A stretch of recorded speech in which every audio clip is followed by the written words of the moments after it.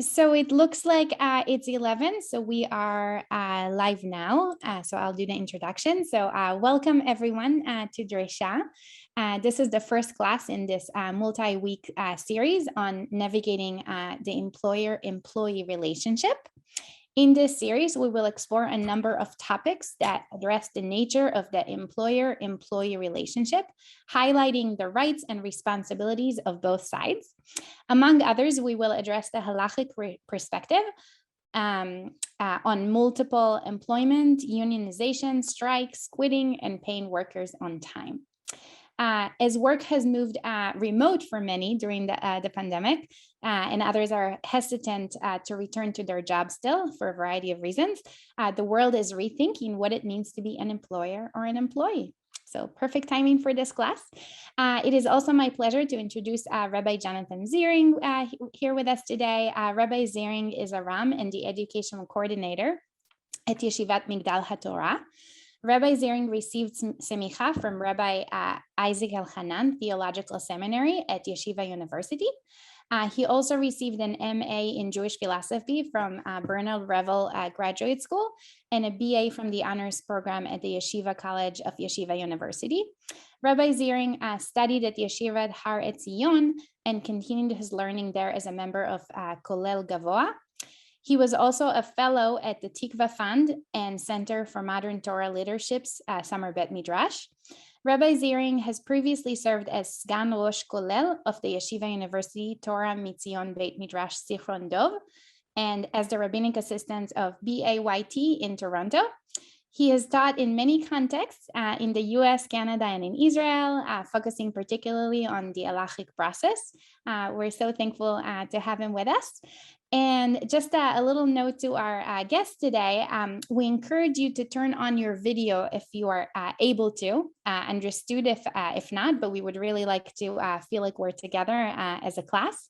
Also, please, as always, feel free to ask questions or comment. You can write your questions in the chat box here on Zoom or as a comment if you're watching us live on Facebook. Hello to you as well. And with that, I'll turn this to Rabbi Ziering. Thank you so much, Evie. It's great to be back teaching for Dresha. I was very excited when Rabbi Zucker reached out to me and told me that the topic for the spring was work. So as Evie mentioned in the description of the course, I know some of the other classes going on during the spring are focusing on the philosophy of work. Are focusing on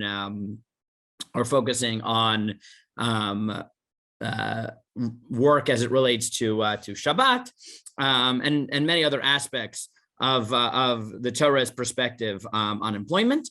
We're going to be focusing on some more practical halakhic issues. I will try to point to some of the broader philosophical issues as well. Though I was told by Rabbi Zucker to focus more on the halakha, as some of the other classes will be dealing with philosophy more directly.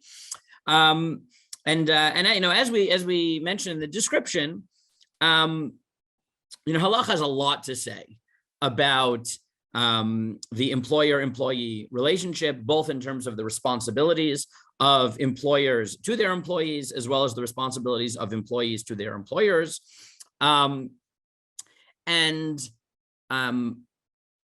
That's a little bit complicated by the fact that much of halakha itself integrates, as we'll see, custom.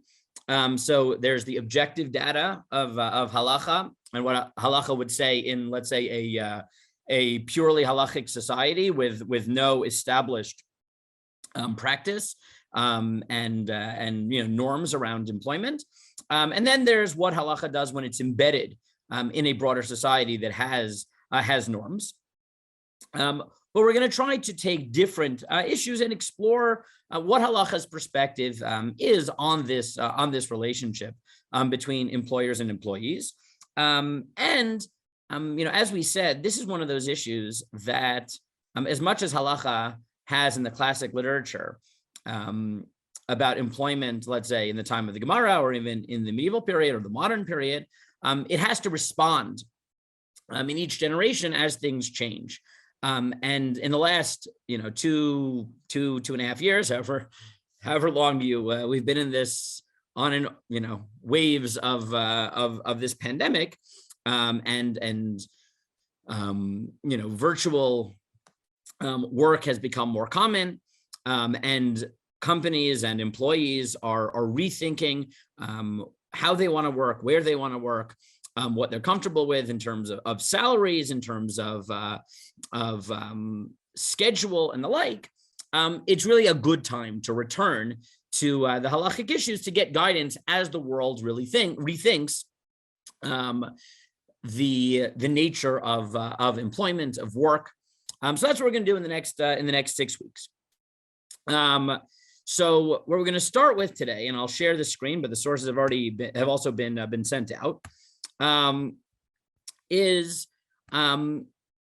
was the issue that I think, in many ways was, more recently, there's been a lot of discussion about minimum wage, but already I remember towards the, a year and a half ago, people started talking about the remote work trend. And as people talked about remote work, there began to be stories popping up of people who took on more than one job, because once you're at home, you had all these, programmers and the like who would set up multiple screens in their home office, let's say. And while, if they had been in the office, so, there's the time when they're working, and there's dead time when maybe they schmooze, they converse with their coworkers, they go take a coffee break, what have you. But now, without commuting and without their boss watching over them, people decided that not only are they going to do remote work, but people began to work remotely for multiple jobs. And that really raises interesting questions, not just about multiple employment per se, but about the responsibilities of employees towards their employers, what they're responsible for in terms of time and effort maximization, and what halacha might say when you're taking on multiple jobs, maybe without telling your employer, especially if that might affect your work for your other employer. So that's the halakhic issue I want to talk about. And what we're going to try to do through this shir is really begin the discussion about the responsibilities. Today, we're going to focus really on the responsibilities of the employee towards their employer. In other weeks, like next week, we're going to be talking about the responsibility to pay on time. We're going to be focusing more on the responsibility of the employer towards the employee. And as we go through the weeks, different halachot will focus on different sides of this relationship.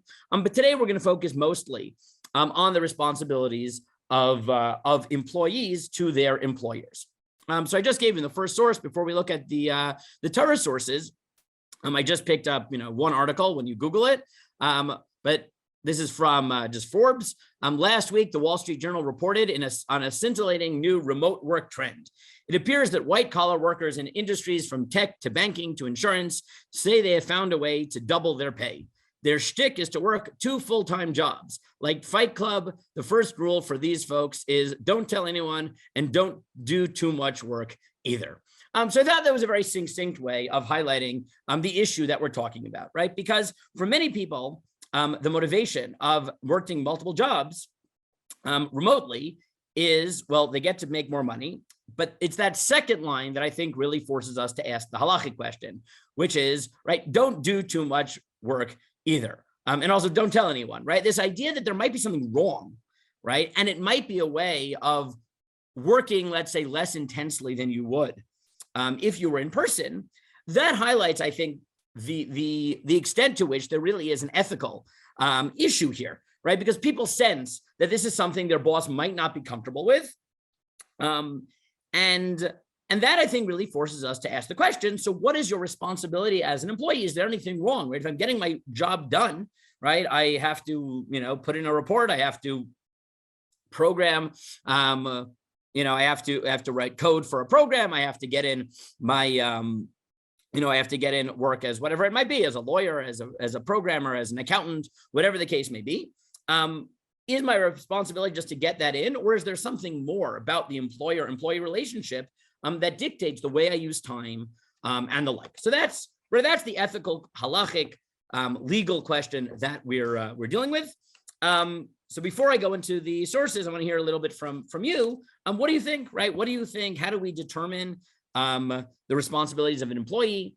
How you're supposed to maximize time in one job, and definitely when you start taking on two jobs, right? What do you think? What's moral? What dictates it? What sources might you look at to get answers to this question?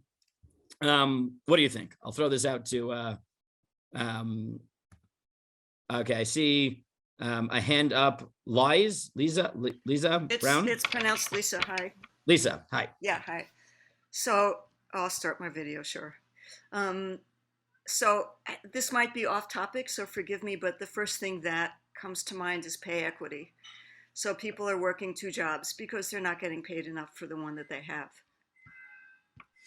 Okay, right. So one of the, right. So I think it's entirely on point, right? That one of the questions, the background is does it change if does the ethical or legal question change based on the motivation for, let's say, taking on two jobs, right? So would you think that the halakhic or ethical issue is different if you had somebody who, let's say, is making a very good salary, but they want to make more, right? They're very highly paid. They just happen to be, they're, I don't know, a computer programmer, and they're really, really fast.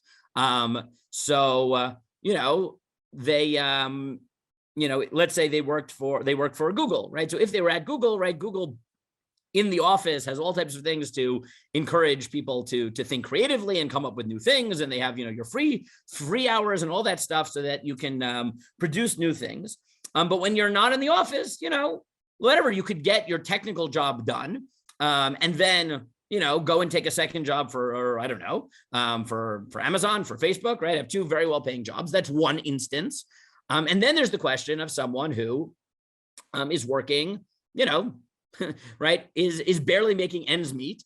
And when they were in person, so, they struggled as much as they could. And, even though there was dead time at work, they couldn't get another job because they were stuck at work. But now, they're making their $12 an hour, which is not enough. So they take on another job at the same time, right? Those might be different questions, 100%. Deborah, oh, great to see you. How are you? So, sorry. So I feel like we need to address the question of whether the employer has a right to anything other than what they paid me to do, because I don't belong to the employer. Good. So exactly as Deborah says, right, in the background, right, the question assumes a certain responsibility towards the worker that goes beyond what they asked me to do. And that's an interesting question. Is that true? So what might it depend on, Deborah, right? In what case would you think it obviously my employer only deserves, let's say, what I committed to? In what case might that not be the case? So the very one end of the spectrum would be where the employer is not really an employer, but they're a customer. And, they brought me a shirt to be dry cleaned, and they come back 3 days later and I give them back their dry cleaning. They don't have a right to anything except a clean shirt. It's none of their business what else I did in the intervening 3 days.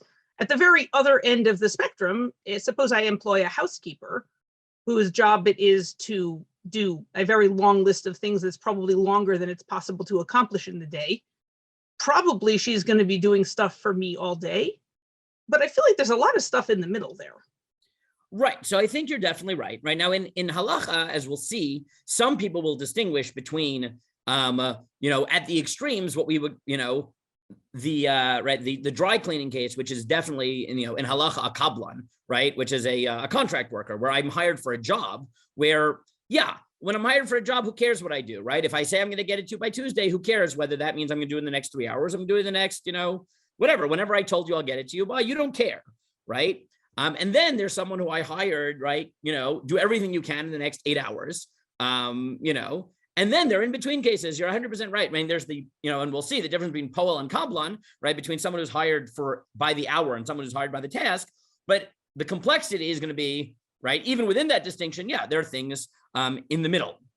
And you're 100% right. That is going to be relevant. As it is, there's a lot of sources, but I'll throw out there on a psychological level, a complicating factor. Dan Ariely likes writing about this in many places, where he notes that even when it comes to let's say what halacha will call a kablan, right, someone who's hired to do a task like dry cleaning, as much as at some level, we acknowledge that when I hired someone to dry clean my shirt, all I want is my shirt, and I don't care how much time it takes you, and I don't care what you do, as long as you get it by when you committed to. Psychologically, we don't actually believe that, right? And he has this case that he writes about in several places of the locksmith, right, where they've done studies where if you have a locksmith who is just starting off and it takes him an hour to change your lock because he's not good at what he does and he has to take it out and put it back in 5 times. Often people will tip the locksmith because, wow, you worked so hard, right? Whereas the expert locksmith who gets it right on the first try and then demands the exact same payment, people are like, what chutzpah? How can you charge me, $100 for 5 minutes of work? And it doesn't help how many times the locksmith protests and said, you're not paying me for 5 minutes of work. You're paying me for 30 years of experience and 5 minutes of work to get it right.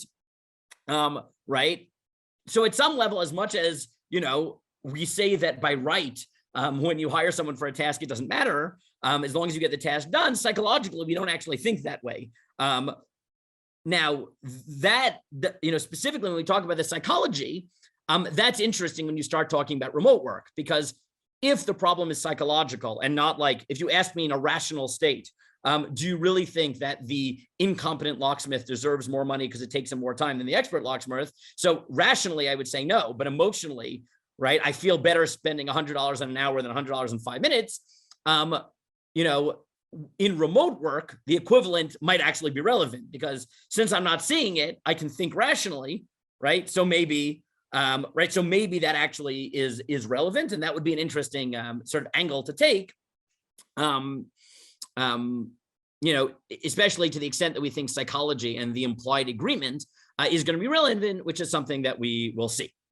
Okay, so let's dive a little bit into sources. So before we get to multiple employment, right? As I said, multiple employment is really in many ways an expression of the larger question of responsibilities of employees to their employers. And at first glance, when you first look at the sources that are quoted in classic sources, the demands are really. Here, I'll let you do it. Oh, it's. I accidentally, Rabbi Ziering, can you unmute, please? Muted me. Okay, you can hear me now. I'm unmuted now. Okay. Thank you. So the amazing thing is that when you start with the classic sources, they seem really demanding. And going back to Lisa's question before, at first glance, the halakha really doesn't care about doesn't seem to care about the question of why you might want to work extra jobs, about how ethically your employer is treating you. Let's just put it on the table, and then we'll see whether this plays out, how this plays out la halacha.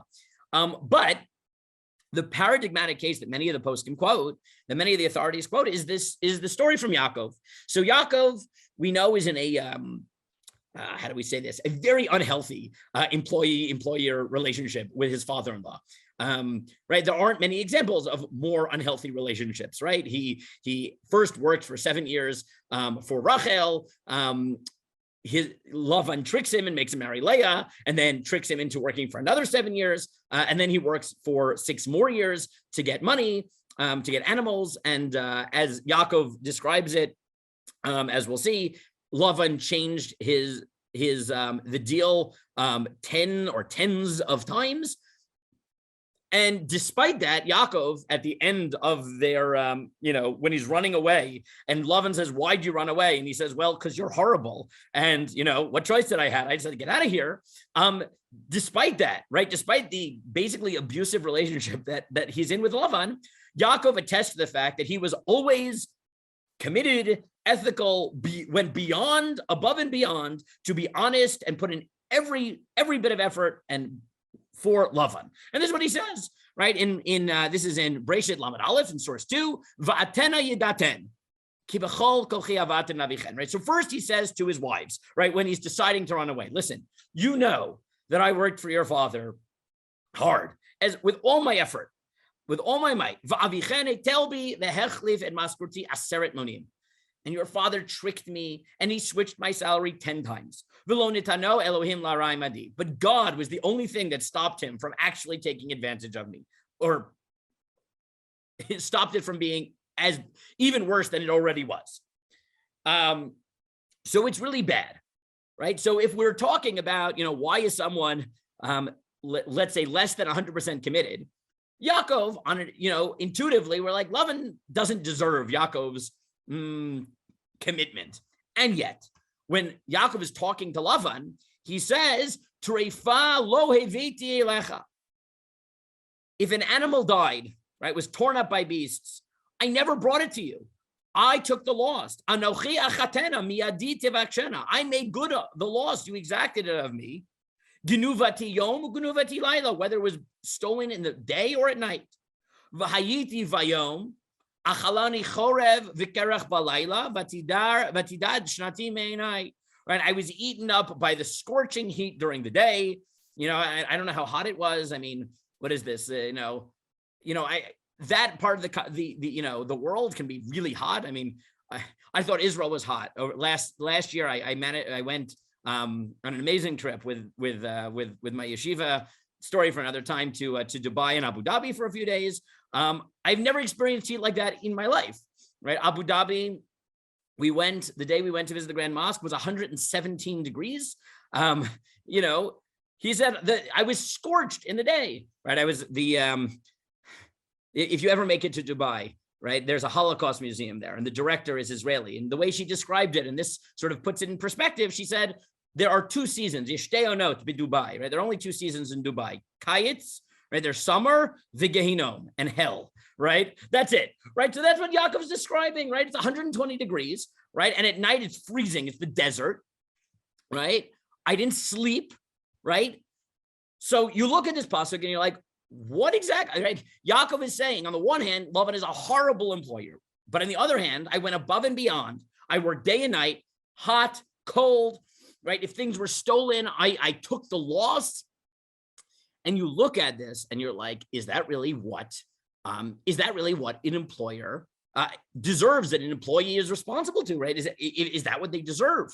And amazingly, the Rambam takes Yaakov as the paradigm. He says, yes. If you want to look at 3, I'll just read the English.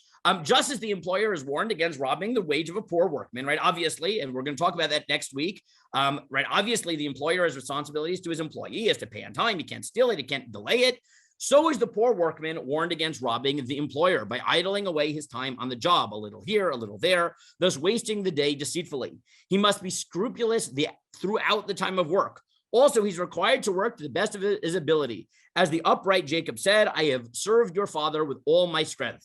For this reason, he was rewarded even in this world, as it is written, the man became exceedingly rich, right? And the Rambam takes Yaakov, of all people, as the paradigm, right? So he takes this relationship. He said, listen, I know that Yaakov and Lavan is not exactly the employer that we look up to and say that he deserves on a moral level the loyalty of his worker. And yet,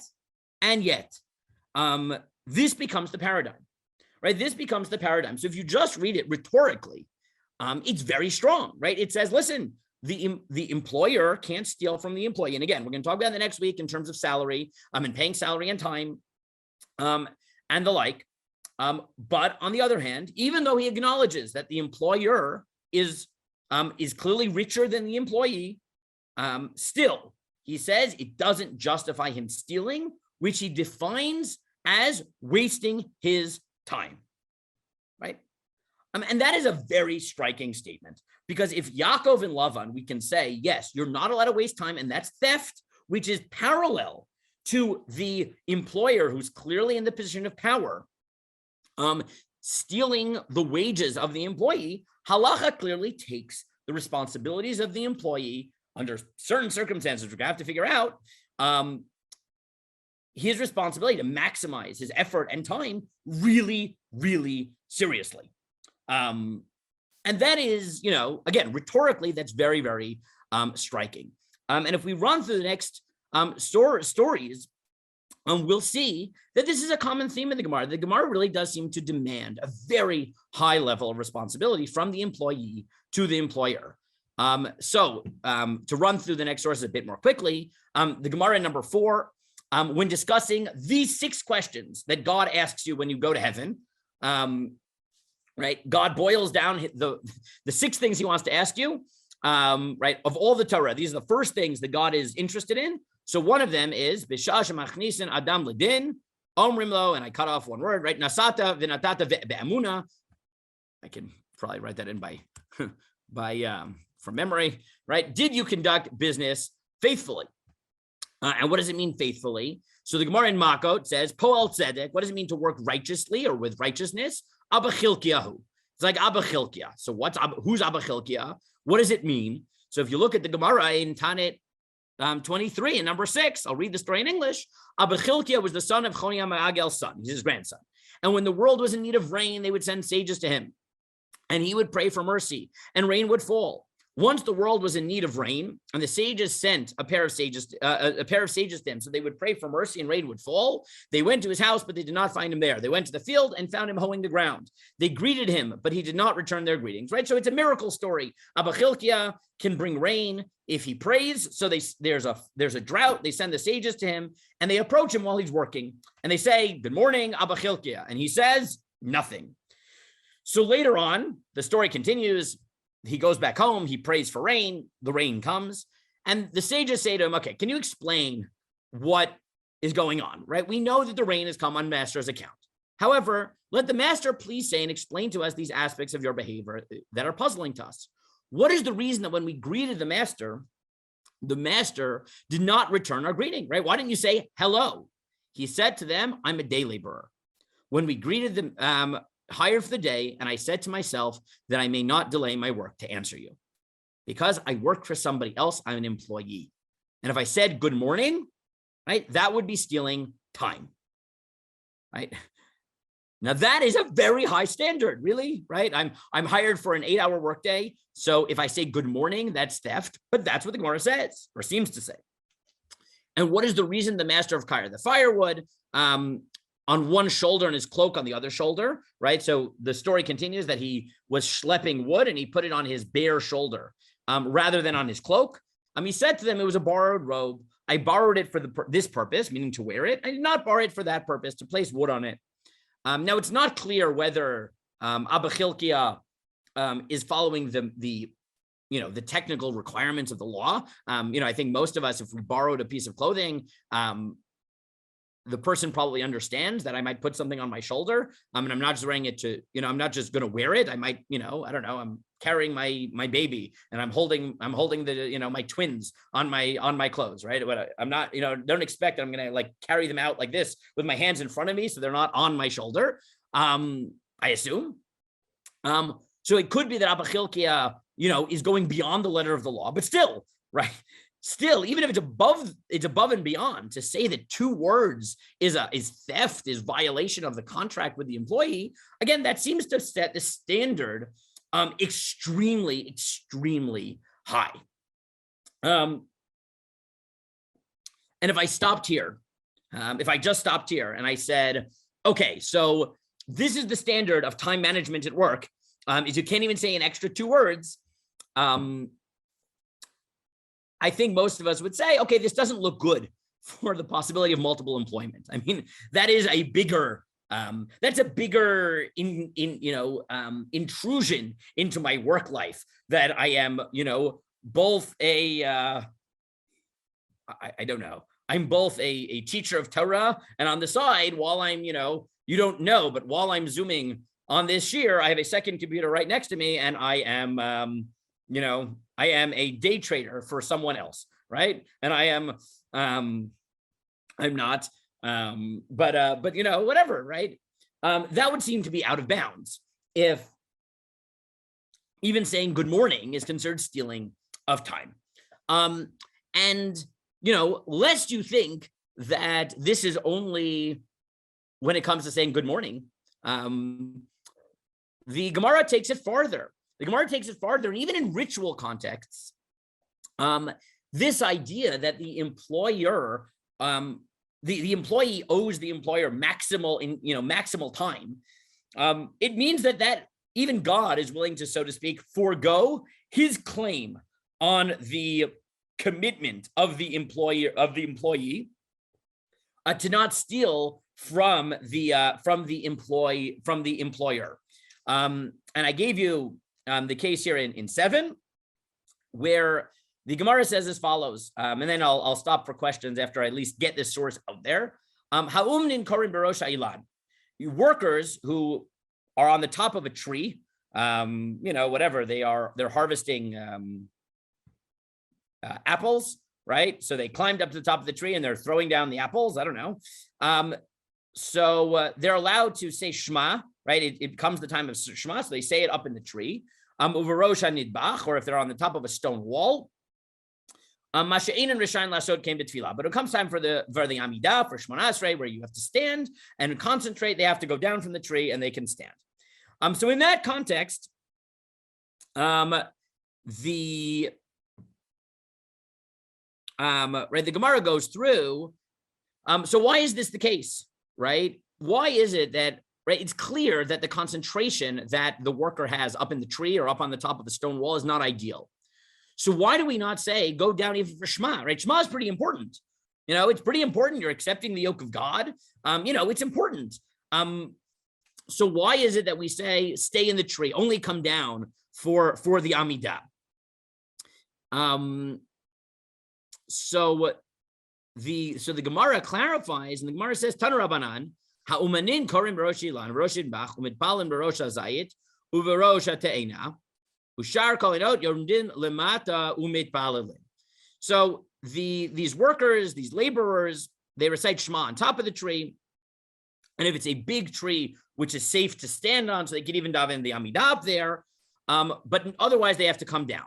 U'balabayit, but if you work for yourself, but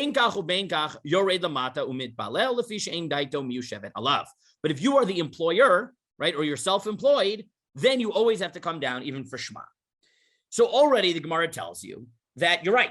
This is not ideal. This is not the ideal Shema you're going to have, but it doesn't matter because apparently your responsibility as an employee overrides your responsibility to God to have maximal intent during Shema. And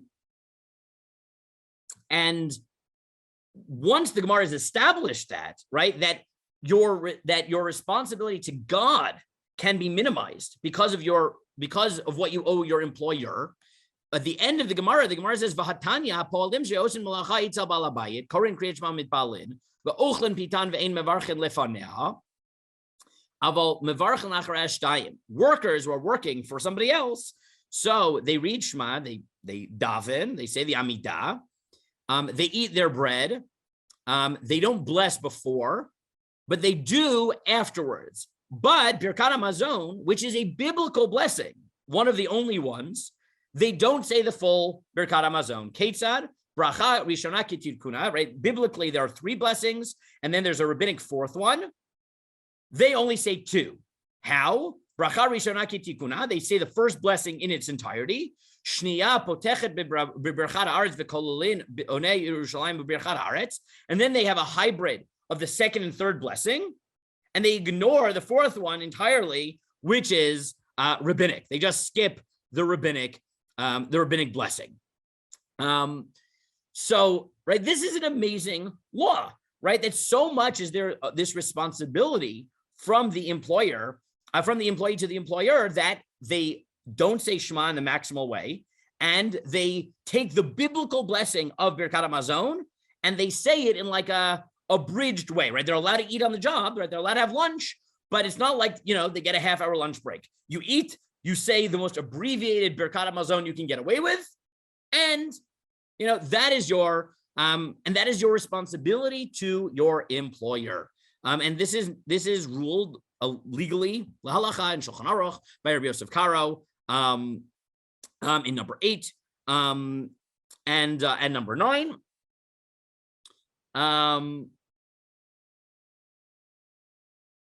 Okay, so let's pause there, right? So what we have now is, right, the statement of Yaakov, right, about Yaakov, which seems to set up a really harsh standard of what is demanded of an employee to his employer, even a bad employer. We have the very demanding standard of Abba Chilko that implies that even saying good morning might be considered stealing time. And then you have this idea that so entrenched is this responsibility from the employee to the employer that even God will waive his demands for an ideal Shema and for a maximal Birkat Hamazon, a maximal grace after meals. So, reactions, right? What do you think, right? What do you think about that? What do you think the let's say balance might be to this, right? What is your reaction to whether this is law, to whether this goes too far, and again, to what balancing factors might fill out the picture of what exactly an employee owes his employer in terms of time management, and definitely, right, as we said, even the more striking case of multiple employment. What do you think? Lisa again, yeah. I'm wondering, I mean, particularly in the story of Yaakov, I mean, there's a real overlap with being a servant and being a worker, being a slave, so that's not clear to me. Yeah, so that is a really striking point, right? That amazingly, as we will see in the third week, I think, maybe third week, yeah, right, the line between servant and worker is on the one hand very, very sharp in halacha, and on the other hand not so sharp. And sometimes we really derive things from servant cases to employee cases. And in the Yaakov case, it almost sounds like, yeah, like he was basically an indentured servant. And it's amazing that we take that unhealthy indentured servitude as a model for employment in any way. I agree with you, right? It's striking and really in many ways hard to wrap your heads around it because it doesn't seem like a normal employment. Yeah, I agree with that intuition. Okay. Any other comments now, or should we? Okay. So let me, again, there's a lot of sources, and we don't necessarily read through everything. I once heard many years ago from Rabbi Kenny Brander that there are two types of source sheets. Right? There's source sheets that you mean to cover in the shiur, in the class. And then there are source sheets where your goal in the class is to get people excited about a topic. So you put more sources on the sheet than you reasonably think you'll cover so that people, if they feel interested, have more to look at after the class. So I tend to, especially when we're on Zoom and I don't feel bad for the trees, I err on that side. When I'm printing it, not so much, but on Zoom, whatever. So it's a longer PDF. And on that note, if at any point you want more sources, I probably should have done this at the beginning, but I'm happy to provide more reading. There are really some excellent books that are out there, both in English and Hebrew, that deal with these issues at varying levels of complexity in halacha. Just to pause for a second, if you want a very accessible English book, which is really excellent in terms of general philosophy, Christian philosophy, and Jewish philosophy and halacha. I know it's going to come out backwards for you, but By the Sweat of Your Brow, Reflections on Work and the Workplace in Classic Jewish Thought by David Schnall is a really nice a place to start. In Mishpat Ivri, there are much more complicated things. Zerach Warhaftig wrote a very, very complicated but excellent book, but I think is more something like 1,000 pages in Hebrew, in very complicated Hebrew. But I'm happy to provide more sources at any point. So you can email me. People who've learned with me before know that I'm really open to emailing me, WhatsApping me, calling me, Last year, people really did take me up on that, and I had many hours of conversation in between classes. So I'm really happy to do that. Okay, but returning to the sources. So what might balance this out? And I think in a nutshell, what would balance it out is the following. There's the question of, in theory, what can an employer demand? And then there's the question of what should they demand? And if society has gotten to the point where nobody accepts, let's say, the Lavan model, does that mean that no one's allowed to demand the Lavan model, right? So again, there's the question of can versus, right, can in theory demand versus should demand. And then the question of what happens when society changes to reflect, let's say, a more human standard, right? A more ethical, more balanced, a more reasonable standard. How does that change the picture? And the simple answer is a lot, because the number one rule in employer-employee relationship that comes up over and over and over throughout all the different topics in halacha about employment is that minhag hamakom, the custom, the norms where you live, shape what can be actually demanded in practice. And this is and you see this in the ritual cases, and you see it in terms of the mundane. So I'm going to run through a bunch of sources here. But for example, Mishnah Brura says number 9, right? Shulchan Aruch says that when it comes to the Amidah, from the strict letter of the law, your employer can demand that you say the abridged Shmona Esrei, Havinenu, so that you don't daven for 5 minutes, you daven for 2 minutes. But Shulchan Aruch says nowadays it's not normal to care about this. And presumably they were hired having in mind they would pray the Shmona Esrei.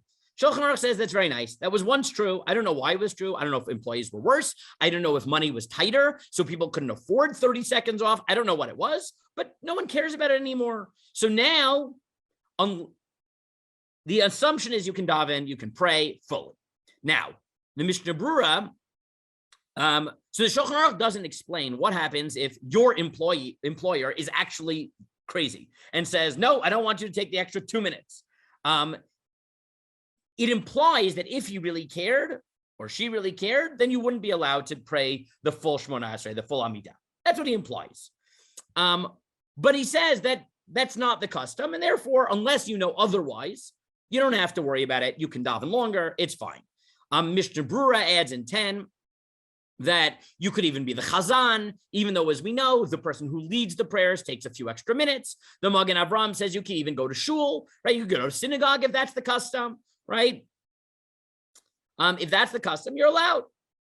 I probably should have moved this up. Now, say for Hasidim, going on the other side of what's demanded, right, is quite striking. He says that you shouldn't even sit near an employee because you might distract them, right? So even like the people around have to be sensitive of this.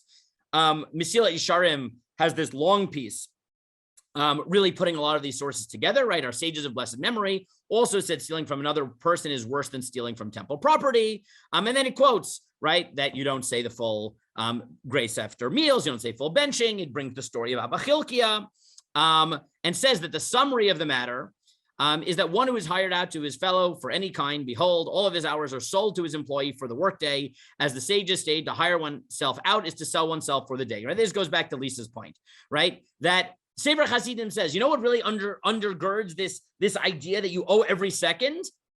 You're sort of a slave for the day. You've sold yourself for the day.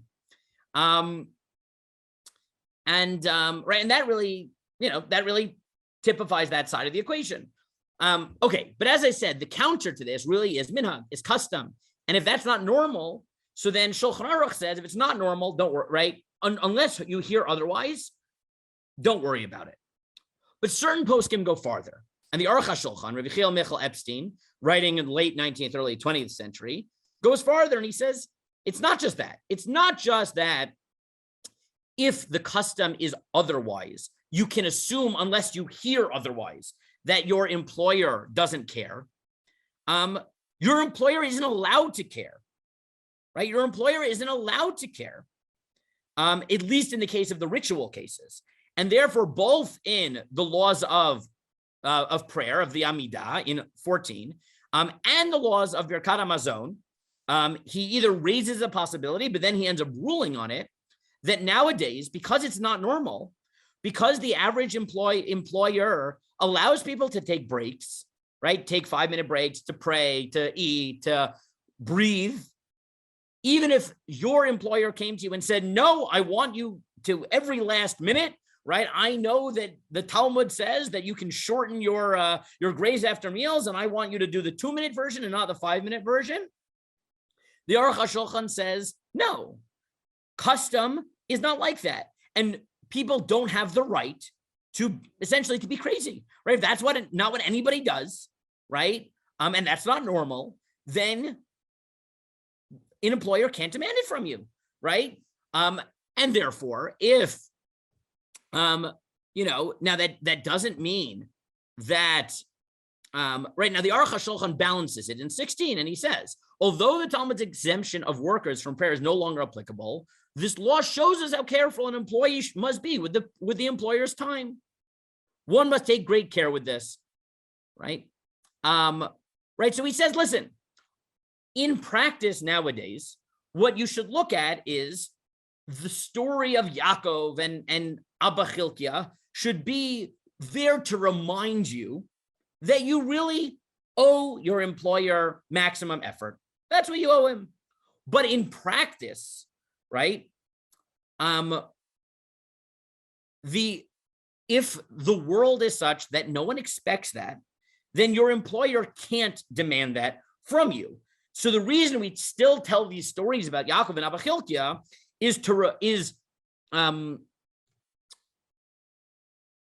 aspirational rather than legal, let's say, right? Which is, I don't know if aspirational is even the right word, but basically to remind you, listen, don't waste time. And I gave you, certain, you can look in 17 and 18, that if you Google, you'll see that there is a lot written from the vantage point of HR, in terms of employee-employee relationships, how you balance, on the one hand, the idea that an employee has to work with and not waste time, and on the other hand, reasonability. Right. So there are all these suggestions on, right, how do you handle personal calls at work, right? And if you just see the summary, right, it's check company policy, but also follow common courtesy, right? The employee should, on the one hand, listen, some companies are stricter, some are less. The employee should obviously know the law, but you also should have common courtesy. Remember, you have a job, right? And it says, right, if necessary, let your family and friends know your work hours, right? Meaning there are implications to this, right? We all understand that nowadays it's probably acceptable to take a 1 or 2 or maybe even 5-minute phone call if necessary. And if there's an emergency at home, so take a phone call. And we all understand that it's really not right, especially if you have a job to do, to, take a half-hour call just for fun, right? We don't do that. So, right, what we have so far is, on the one hand, on the books, in theory, the employer can demand every last second, and that will affect your ritual obligations. That will affect everything. In practice, that may not be what should be expected. And if it's not the norm, then either you don't have to assume that it is, or possibly, according to the Aruch HaShulchan, your employer doesn't even have the right to demand that you live up to that theoretical standard. Right.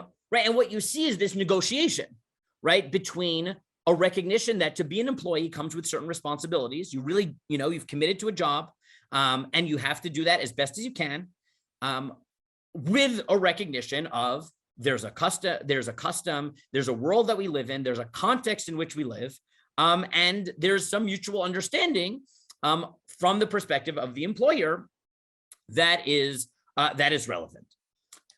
Now, the truth is that this is just about time at work.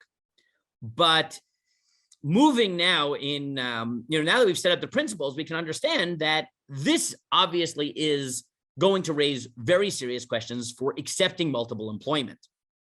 And here, there's two questions, right? One question is if it actually takes up time when you're supposed to be working in your other job, right? The second is not quantitative, but qualitative, right? What if I really can maximize my time? Let's say I'm not taking 2 consecutive jobs, but I'm taking a day job and a night job, right? So I'm not competing with my employer technically during work hours, but I am potentially weakening myself, right? I'm exhausted. I have an all-night job and then I don't function as well. Even though I'm working a full 8-hour day during the day, I'm half asleep the whole day, right? So we need to ask not just the quantitative question, but also the qualitative question, right? Can I take multiple employment if it diminishes the quality of my work, right? There's I was thinking about this of a scene for those who watch The Office. There is a scene where Michael Scott, an episode where the premise is that Michael Scott, even though he's the manager of the company, isn't making enough money because he's really bad at finances and has, bought expensive cars and expensive whatever. And his girlfriend loses her job and has expensive tastes and whatever. So he takes a night job at a call center. And then his boss comes in and, he's falling asleep during a presentation and his boss says, what are you doing? He says, well, I have a job at night. But I promise you, it won't affect the quality at work. He says, it already is. You're falling asleep, right, during the presentation, right? So either you have to quit that job or I'm going to fire you here, right? There is this idea that, multiple employment, even not simultaneous, can affect the quality. So what does halakha say about that? So here, halakha is actually really striking. And Shulchan Aruch says in number 19, a worker is not permitted to work at night and hire himself out during the day.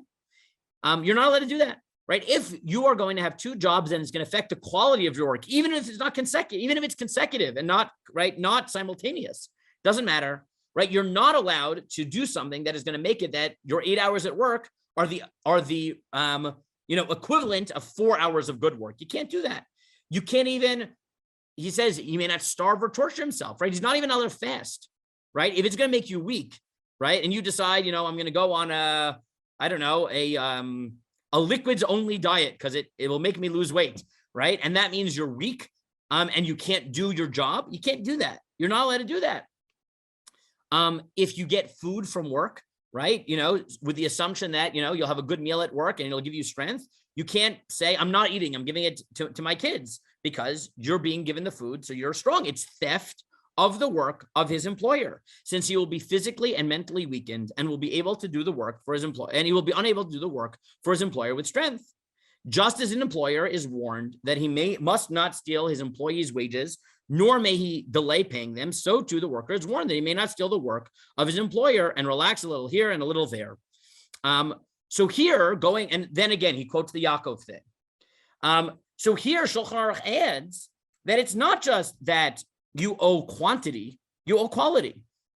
And again, that's even for consecutive employment, right? That if I work at a day job and I take a night job, which is going to make me less effective during the day, that is a problem. So between the demands of time and the demands of quality, at first glance, you would say that multiple employment at the same time, right, which it might affect quality and might affect quantity also, right, might affect how much time you're working and how good your work is. That really should be problematic. I gave you here in 20 that there are some poskim who even wonder whether you're allowed to be on a diet for cosmetic purposes when you're employed. That I seem is a bit, that's a bit far-reaching. I'm not sure that most poskim would agree to that. But there are some who raise it. And this is quoted. Okay, Now, I'm going to skim through a little bit here. It is true that halacha brings down that your employer can't make you wake up earlier than is normal. And again, Shulchan Aruch notes that like the time of work is again determined by minhag, by the custom of employers. So if we take it together, so we've seen so far is on the one hand, in theory, the employee owes every minute of the time that he's employed to his employer, and you're not even allowed to take consecutive employment if it will decrease the quality of your work. Taken, those two factors are balanced by custom, where if people accept that that's not what's done, that you have more flexibility, then either your employer shouldn't or might not be allowed to demand the higher standard. But returning to now, let's say to the question of multiple employment, there, I think, many, as you know, much of the legal cases that were brought up point out that at least in many professions, it's not acceptable. Right? It's not acceptable to have multiple jobs. And if there really is a norm that it's not acceptable, so then presumably it's not acceptable, right? Meaning you're affecting the quantity and the quality of your work. And if, let's say, the custom were that you could do it, so then presumably you could, or maybe, right, you'd have to negotiate it. However, there is a major thing, and I gave you a bunch of a few responses. I'm not going to read them all inside, especially since we have only a few minutes left. But one of the major questions, this is what Deborah brought up, and this is really going to be, I think, the most one of the most important things in the modern context, is the question of whether this applies to. There's two types of workers in halacha: a poel, who's a person who works on the clock, and a kablan, who works by the job. And everything we've been talking about really focuses on a poel, someone who works by the hour. But what if someone works as a kablan, right? What if someone works as by the job? And here, what many poskim note, and I gave you several sources that sort of work on this in different manifestations. I'm not going to read it. There's some discussion there about chazanim, right? Chazanim who are hired for, let's say, to daven musaf in one shul on Yom Kippur. Can they take a different job for shachrit somewhere else, knowing it'll weaken their voice, right? All types of interesting manifestations. But there are many poskim who argue that all of this really applies by a poel, because you aren't just hired for a specific task. You're hired to get as much work as you can in the 8 hours that you're hired. But if you're a kablan, if you're hired by the job, so then there's no problem as long as you get it done by the time that you promised that you would. So then it is fine, and that is the position of the Aruch HaShulchan, and it's on the source sheet that I put. But the Aruch HaShulchan argues that all of this is not true by a someone who's hired by the task. I think where it gets really complicated in modern halacha is that the line is really unclear, right? The Aruch HaShulchan's distinction is somewhat intuitive, right? As Deborah said before, if I'm hired to, if I'm paid to dry clean clothing, so who cares what I do in the meantime? You don't care. I think what gets complicated is that if you accept this distinction, so then it would be fine as long as the work that I do is of the same quality and I get it in by the time I promise.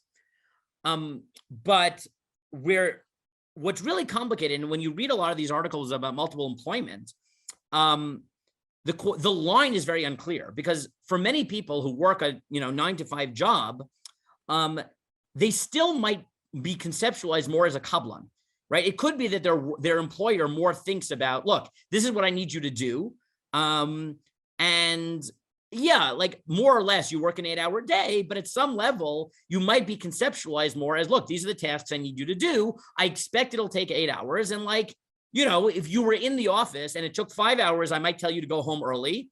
I might tell you to take a break. I might tell you, hang out with workers and, raise the morale in the office. I don't know.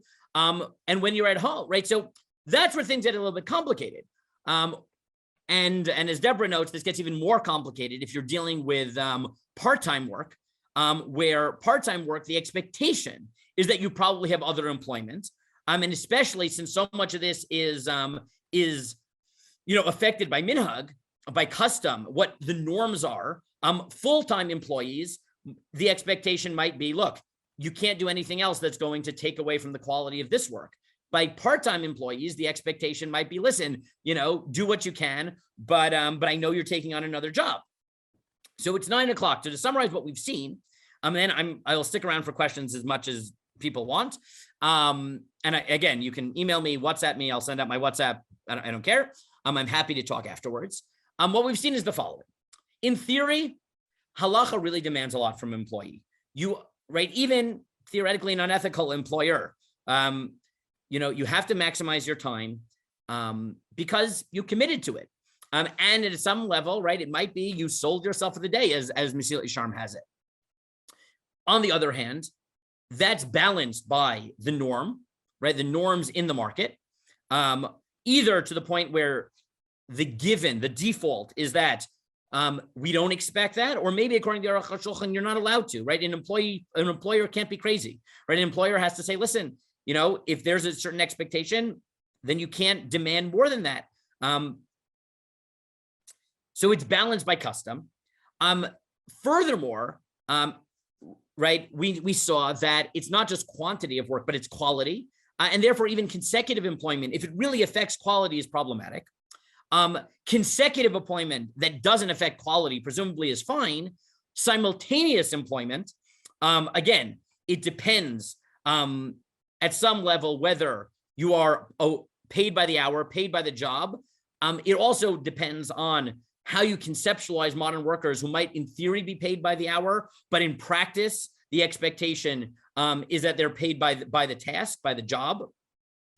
You also have to ask the custom, what is the norm? If it's clearly against the norm and it's affecting the quality of your work, so it's going to be forbidden. If it's within the norm and you're basically hired by the task, presumably it is permitted.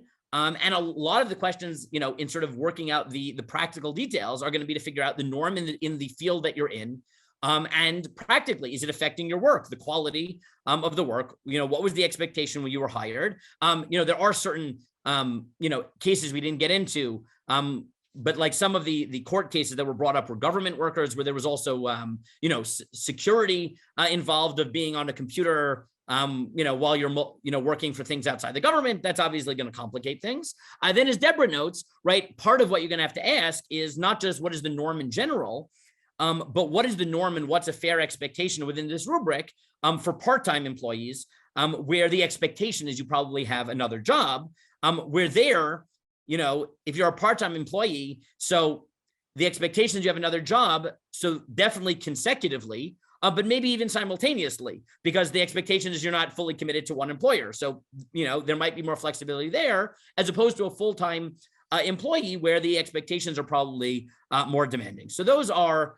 the basic sources. And as I hope you saw today, we focused mostly on the responsibilities of the employee, right? Both in terms of quantity and quality of work. But we saw that even within that context, there are mitigating factors that show the limitations of what an employer can or should demand. We saw the implications of minhag, of the norms in society that curtail the theoretical demands that halacha could impose on you. And we talked a little bit of the complexities in the modern age, where the line between an hourly worker and a task-based worker is not always clear, and the possible distinction because of expectations in the workforce between full-time employees and part-time employees, which, especially given the importance of custom, that really might affect what is expected. And like I said, next week, we're going to talk about paying your workers on time. And we're really going to shift to the other side of the equation and really, really heavily begin asking, what do employers owe to their employees? Okay, I'm a little bit over time, so we'll stop there. Thank you for coming. And like I said, my email is at the top of the sheet, but I will put my, can I put a chat here? Evie, can I chat? Can I do that? Yes. Okay. Yeah. Wait. Oh, yeah, there it is. Okay. Chat. Yeah. I'll just put in the chat now my, I won't read it out. So not, so this is not like on the YouTube, but I will send out my WhatsApp. I'm serious. Last year, people took up on me. You're free to send me a voice note. We can arrange a time to Zoom outside of these hours if you have questions. But I sent you my my WhatsApp. Feel free to message me or email me if you have follow-up questions.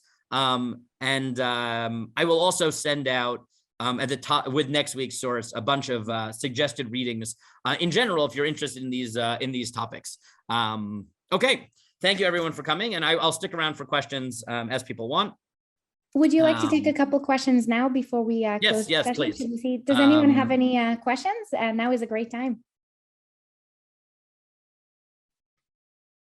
We'll give it a minute. We'll see if anyone. Feel free to raise your hand or just unmute and ask the questions, or even write them as the chat. We would love to be able to. Oh, there you go, Lisa. Okay, Lisa. Yeah. Me again. So I'm interested, you mentioned this, so I'm interested going forward into what's considered a fair wage, because that's very non-specific in how that's decided, in terms of standards, local standards. Yeah, so it's interesting. This is one of those areas where when I was going through the topics with the Rizuk, minimum wage is a really complicated topic in halacha because, as I said, because so much is determined by custom. So I'm sorry to interrupt you, but I said fair wage. I said a fair wage, not a minimum wage. Right. So more difficult. Yeah, look, this is a really complicated question because, as we're going to see, one of the real problems is that, halacha really tries to balance between the employer's responsibilities to employees, employee responsibilities to employers, reasonability standards, right?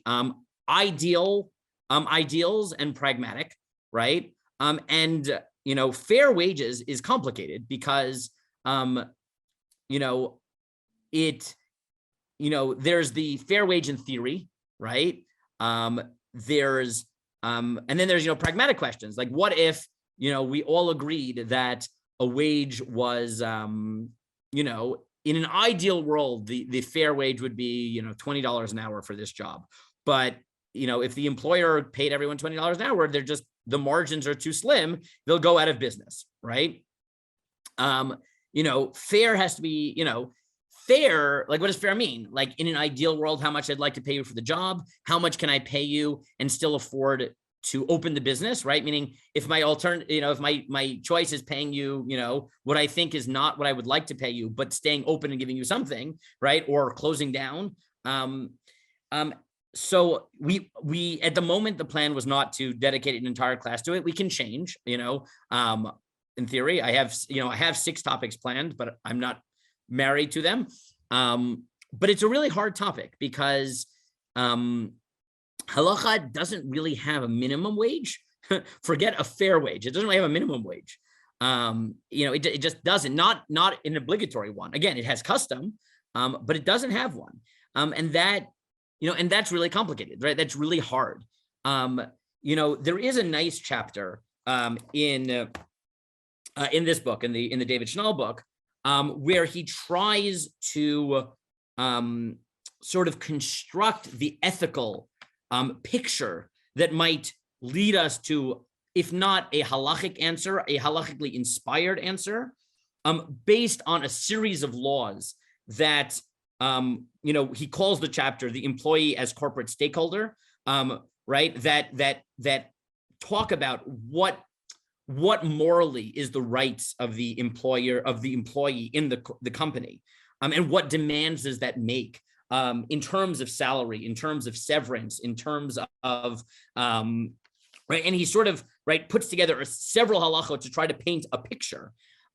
It might be that, my feeling in halacha, even though some might disagree, is that that might be the best we can do, right? Is come up with a halachically inspired answer rather than a halakhic mandate, right? Where we're going to have to balance, all the laws that talk about the expectations of employers, the limits that halacha recognizes because of pragmatism, the responsibilities of employees, and come up with some sort of, something fair, right? But it might not be, there is nowhere in halacha that says, definitely nowhere in the Gemara, right? There's nowhere in the Gemara, there's nowhere in classic sources in Shulchan Aruch that says you must pay this many dollars for this job. There just isn't.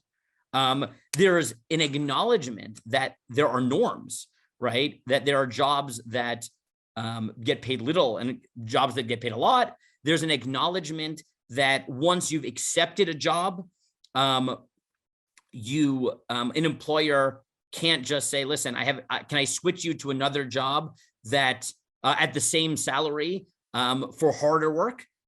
Because that's not fair, right? You committed to a job which is at a certain salary, right? So there's discussions about that, about switching salaries, about switching jobs, about, there are discussions about that in terms of acknowledgements of normal fair wage, of the wages that are normally paid, which are commensurate to effort. But there's never, there's no Gemara, no Mishnah, no nothing that says this is the fair wage. Right? It acknowledges that a cucumber worker, a watchman, which is the Gemara's example of the least paid worker, because apparently it wasn't hard to watch cucumbers, which I sort of get. I mean, they're not running away, and cucumbers not what people are running to steal. That's like its example at one extreme. And the other extreme are hard laborers or expert laborers like jewelry makers who know how to work with delicate pearls.